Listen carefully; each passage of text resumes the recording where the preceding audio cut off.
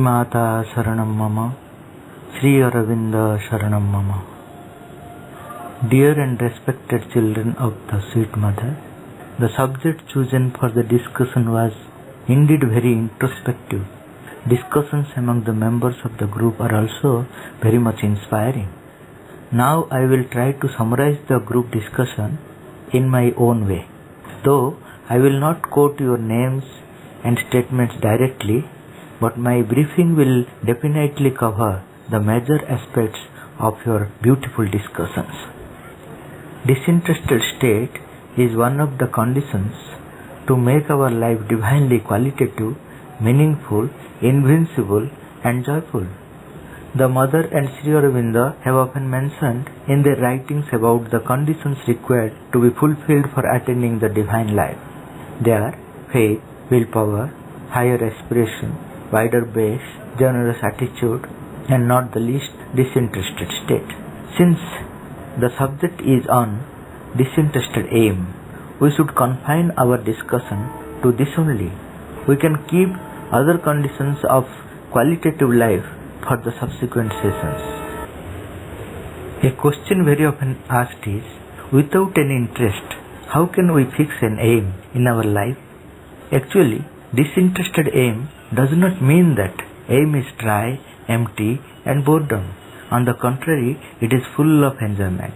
However, what the mother speaks of enjoyment is not a vital enjoyment, but true enjoyment. Vital enjoyment depends on outer things like success, name, fame, popularity, etc. True enjoyment is of inner peace, silence, truth, light, knowledge, power, effort, freedom, etc. If we can educate the vital to feel the greatness and beauty of the aim of life, vital will give up its illusory sensorial enjoyments. It will get the rasa of disinterestedness. From this point of view, the mother said, try to enjoy doing everything you do.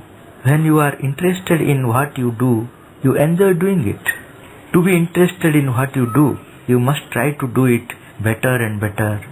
In progress lies true joy. Vital enjoyment never depends on our progress. Whether we progress or not, if we get success, name, fame, popularity, then that is enough for the vital to be excited. Now I will discuss how we can have a disinterested aim. In order to have a disinterested aim, we must have a disinterested perception. It is because we fix our aim in accordance with our own perception. For example, in our childhood, whatever appealed us, we fixed that as our aim. When we became young, our perception changed and thereby our aim also. Similarly, our disinterested perception can only fix a disinterested aim. So, this disinterested perception we can have only when we remain above our likes and dislikes, all desires and preferences. As long as we have likes and preferences, our perception will be colored by them.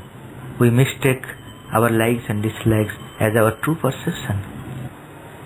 Of course, those who have the wider and plastic intelligence can have the disinterested perception, but the problem is that they cannot see the totality of the truth with the help of intelligence, however wide and plastic it might be.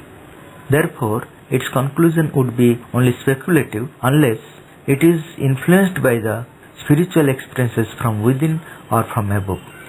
A person asked me, how can we measure the disinterested state? I replied, whether we have reached a disinterested state or not can be known from our intention and attitude behind the aim. Let me give you an example of 5 doctors. First doctor is serving patients for his own comfortable living. Second doctor is serving patients for his own career. Third doctor is serving patients for finding out a remedy to an illness. Fourth doctor is serving patients for the betterment of the whole of society by making new discoveries. Fifth doctor is serving patients for the fulfillment of the divine will and inspiration within him. It is very clear that fifth doctor's attitude has a perfect state of disinterestedness.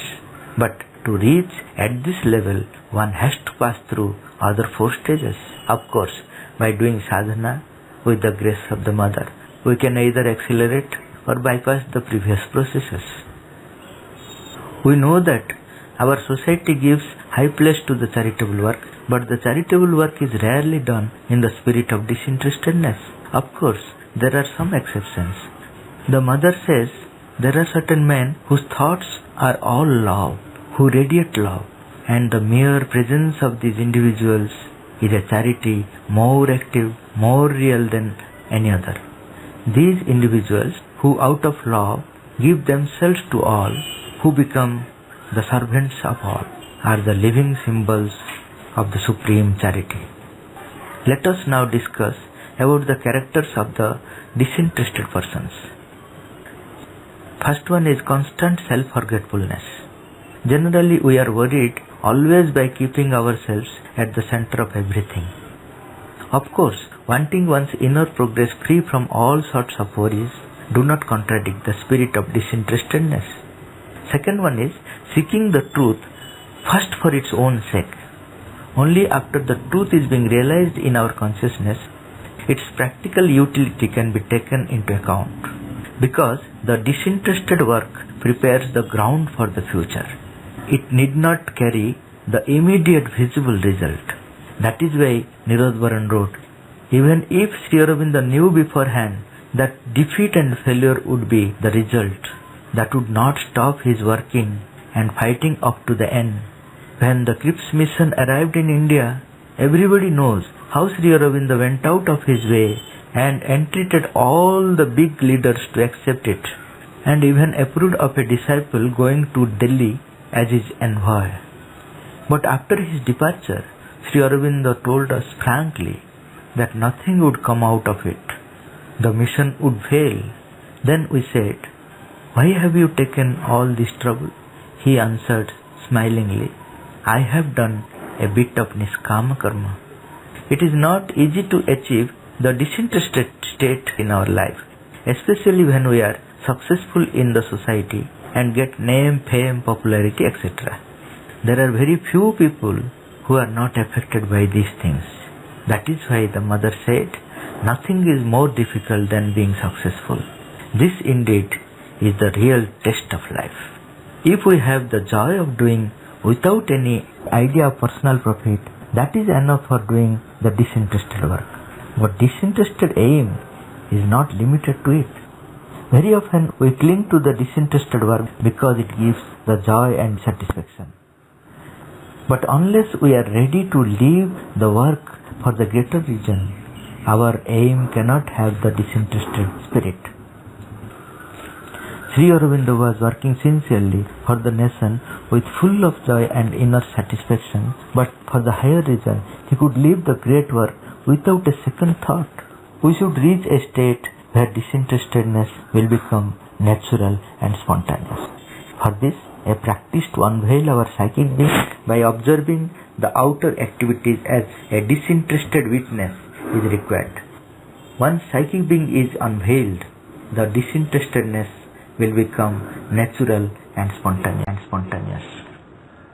Only after attaining this state of disinterestedness, we are authorized to talk about the evils of the society and nation. The mother advised a sadhak, one must ask, what is my judgment based on? Am I completely disinterested in this matter? And since the answer to all these questions will be the same, namely no, the honest and sincere conclusion must be, I do not have the element needed for a true judgment, therefore I will not judge. I will keep quiet. It must be noted that keeping quiet is not a weakness, but it will serve as the base for attaining the state of disinterestedness.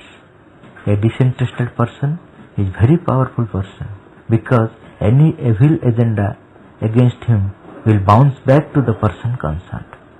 The mother said in the Prayers and Meditations book how all anxiety vanishes, giving place to a constant illumination, to the omnipotence of disinterestedness. Give me the peace of perfect disinterestedness, the peace that makes thy presence felt and thy intervention effective the peace that is ever victorious over all bad will and every obscurity. To conclude, I must say, disinterestedness is the first victory to be won over the egoistic personality. Thank you all for the opportunity to share my viewpoints based on the writings of the Mother and Sri Aurobindo. Supreme Lord, eternal truth, let us obey Thee alone and live according to